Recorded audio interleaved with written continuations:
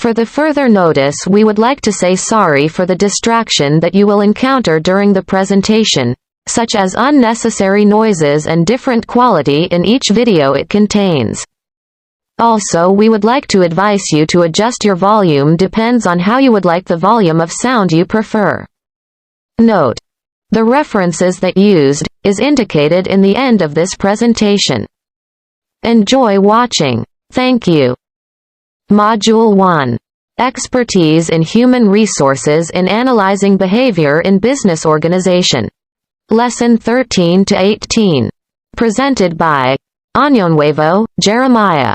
BRINGUELA, Vonreymart. MALAPAYA, Jasper Ian. SILMOGAN, Jed. ESCOBAL, Julianne. JUYO, Helen. MARTINEZ, Acel. ZAIDE, Shiela. Lesson 13. Good afternoon, everyone. My name is Helen from Group 3. I'm reporting Lesson 13, the Strategic People Management and Operational Control.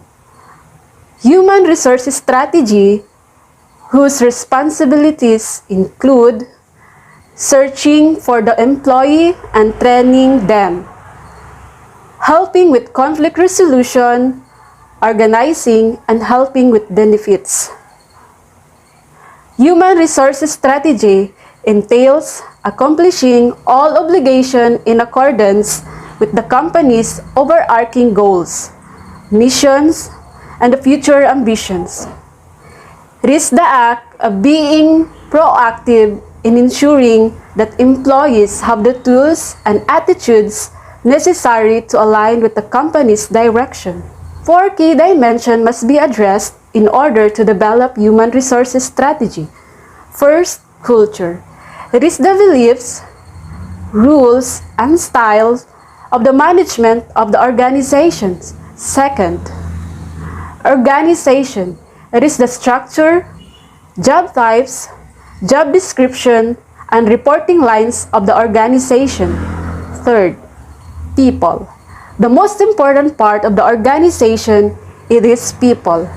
The skill level, employee potential, and the capability of the management constitutes the people. Last and fourth, human resources system. It is the focused mechanism which delivered the correct strategy for the organization, recruitment, communication, training, and development, compensations and benefits, and etc. Good afternoon, everyone. I'm Vonreymart Bringuela. Control, the administrative function to ensure smooth operation of the company.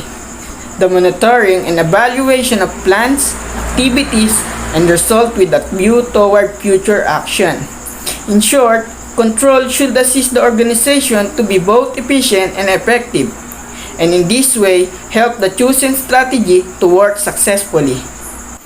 Human resource, division of a business. Most important asset that company can think of, reflects and support the goals of the rest of the organization. In short, human resource is the division of a company responsible for locating, screening, hiring, and training job candidates, as well as handling employee benefits programs. Lesson 14. I am Jeremiah ANNONUEVO, the next reporter. Lesson 14. The Management Situation Theories. The situational theory of leadership refers to those leaders who adopt different leadership styles according to the situational and development level of their team members. It is an effective way of leadership because it adapts to the team's needs and sets a beneficial balance for the whole organization. Number 1. Scientific Management Theory. Scientific Management Theory is a management theory that analyzes workflows to improve economic efficiency, especially labor productivity. This management theory, developed by Frederick Winslow Taylor, was popular in 1880s and 1990s in US. Number 2. Principle of Administrative Management Theory is the is the rational way to design an organization as a whole. The theory generally call for a formalized administrative structure, a clear division of labor, and delegation of power and authority to administrators relevant to their areas of responsibilities. Number 3. Bureaucratic management theory. Bureaucratic management approach emphasizes the necessity of organization to operate in rational ways instead of following the arbitrary whim or irrational emotion and intention of owners and managers. Number 4. Human relation theory focuses especially on individual needs and resultant behaviors of individuals and groups. It takes an interpersonal approach to managing human beings. It presents the organization is made up of formal and informal elements. SILMOGAN, your next reporter. The number 5 on the 7 management theories is system management theory. This theory asserts that businesses consist of multiple components that must work in harmony for the larger system to function optimally. The organization's success, therefore, depends on synergy, interdependence, and interrelation between subsystems. According to this theory, employees are the most important components of a company, and departments, work groups, and business units are all additional crucial elements for success. According to this theory, managers should evaluate patterns and events within the organization to determine the best management approach. They need to collaborate and work together on programs to ensure success. Number 6. Contingency management theory. Developed by Fred Fiedler's. This theory's primary focus is that one management approach works everyday organization. Fiedler suggested that a leader traits were directly related to how effectively they lead their team. He asserts that there are leadership traits that apply to every kind of situation, and that a leader must be flexible to adapt to a changing environment. Number 7. Theory X and Y. American social psychologist Douglas McGregor introduced X and Y theories in his book The Human Side of Enterprise, where he concluded that two different styles of management are guided by their perception of team member motivations. Managers who assume employees are pathetic or dislike their work use Theory X, which is authoritarian. Theory Y is used by managers who believe employees are responsible, committed, and self-motivated. This is a participative management style that gives rise to a more collaborative work environment, whereas Theory X leads to micromanaging. He concluded that the large organization may rely on Theory X to keep everyone focused on meeting organizational goals. Smaller businesses where employees are part of the decision-making process and where creativity is encouraged tend to use Theory Y. Thank you. Lesson 15. Good day everyone, I'm talking about Hersey's and Blanchard's situational leadership theory. It's a theory that advocates the existence of more than one optimum style of leadership. The model also addresses the relationship between leadership, action, and behavior toward the job requirements. Situational theories of leadership work on the assumption that the most effective style of leadership changes from situation to situation. To be most effective and successful, a leader must be able to adapt his style approach to diverse circumstances. The term situational leadership is most commonly derived from and connected with Paul Hersey and Ken Blanchard's situational leadership theory. This approach to leadership style suggests that the need to match two key and elements appropriately, the leadership style and the follower's maturity or preparedness levels.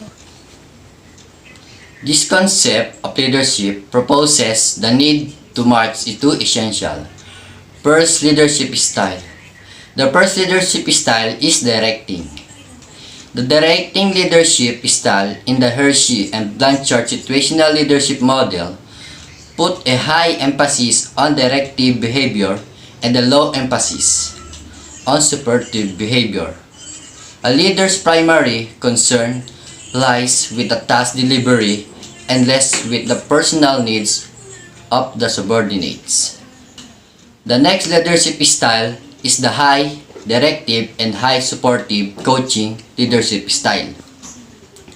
Hershey argued that this style is needed for low competence and high commitment followers who are willing but not able to perform a task. The leader's style should therefore be concerned with increasing the confidence and skills of followers so that they can ultimately take on more responsibility for their action. The third leadership style is supporting. The supporting leadership style applies to both able and unwilling, high competence and low commitment followers. This style show how high supportive behaviors but low directive behaviors. This may involve listening, praise, and high level of interaction between leader and follower. In addition, the leader put a high level of trust in the follower to achieve the day-to-day task as the follower's competence has also grown over time. The final leadership style assumes how supportive and low directive behavior and applies to able and willing high competence and high commitment followers. This is very much a high up approach as the subordinates is perfectly able and willing to perform the task independently and with great responsibility. The last topic is all about maturity and preparedness level of the followers. The first maturity level is low competence and low commitment. Followers have low competence and low commitment. Second maturity level is low competence and high commitment. Followers have low competence but high commitment. The third maturity level is high competence and low commitment. Followers have high competence but low commitment and confidence. The fourth and last maturity level is high competence and high commitment. Followers have high competence and high commitment and confidence. This is Jasper Ian Malapaya from BSE 3A. Lesson 16. Good day, I'm Julian ESCOBAL, and I'm the reporter of Lesson 16, which is the 4 levels of followers' maturity by Hershey and Blanchard Situational Leadership Theory. Level M1. Followers have low competence and low commitment. In this level, it has low maturity. Followers is unable and unwilling to perform the task because they lack the necessary set of skill to perform well. Furthermore, they are either unwilling to perform the required task or lack of self-confidence. Next, level M2. Followers have low competence but high commitment. It is low to moderate maturity. Followers is unable but willing to perform the task. M2 followers is just like M1 followers, unavailable to perform the certain task. But in contrast to M1 followers, M2 is willing to try it. In other words, they are motivated to attempt the task even though they lack the skills, knowledge, and ability to do so. Level M3. Followers have high competence but low commitment and confidence. Moderate to high maturity. Followers is able but unwilling to perform the task. M3 followers are more likely to perform well on their task since they have developed the necessary skill set. The problem, however, is that they are unwilling to do so. The reason for this behavior are twofold. Followers could be unmotivated to comply with the leader's request, or could be nervous about performing the task without enough support and encouragement from the leaders. Lastly, level M4. Followers have high competence and high commitment and confidence. It has high maturity. Followers is able and willing to perform the task. They are ready, able, and willing to perform. This means that followers have prior experience with the required task and comfortable with their own ability to do it and independently. They are able and willing not only to do the task but also to take responsibility for it. In this stage, both competence and commitment are considered to be high in terms. The maturity of individual you are attempting to influence determines the style you should employ. The maturity of followers can be defined as their readiness to perform the task assigned to them by the leader. It is based on the ability and willingness of the followers to complete the task. Lesson 17. Good day, I'm Acel Martinez and my topic is Lesson 17, the 4 main leadership approaches. First leadership approach is telling. The leader makes decisions and tells employees what to do. The explanation for this is that it is an approach that is both directive and authoritative. The leader takes decisions and directs the action of his or her subordinates. The flow of communication is from the leader to the follower. It also requires the leader close supervision in order to detect any evidence of gradual advancement. Second is selling. The leader is still the decision maker, but he communicates and works to persuade the employees rather than simply directing them. It explains that the leader retains decision-making authority over what the followers should do, how they should do it, and when it should be completed. But that structure is combined with an abundant opportunity for discussion about why the task is essential and where it fits into the greater scheme of things. The leader also acknowledges the followers' eagerness, interest, and dedication to learning and obtaining task-related experience. Third is participating. The leader works with the team members to make decisions together. He supports and encourages them. It explains that the leader collaborates with the team members to make choices. He is more democratic.